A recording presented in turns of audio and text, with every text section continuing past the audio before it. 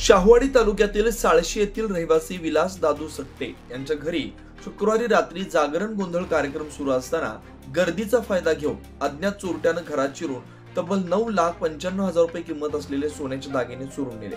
ही धक्कादायक घटना उघडकीस आल्यानंतर शाहूवाडी पोलीस ठाण्यात गुन्हा दाखल करण्यात आला।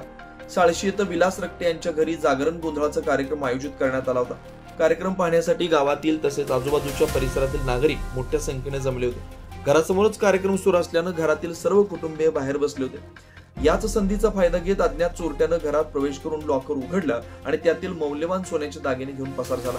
चोरीला गेलेल्या दागिन्यांमध्ये 5 ग्राम वजनाची सोन्याची चेन, मंगळसूत्र, 3 तोळे 5 ग्राम वजनाचा नेकलेस, 3 ग्राम वजनाच्या 2 अंगठ्या, 5 ग्राम वजनाची सोन्याची फुलं असा एकूण 9,95,000 रुपयांचा ऐवज चोरट्याने लंपास केला। घटना समजल्यानंतर विलास रक्टे यांनी तात्काळ शाहूवाडी पोलीस ठाण्यात धाव घेऊन तक्रार दाखल केली।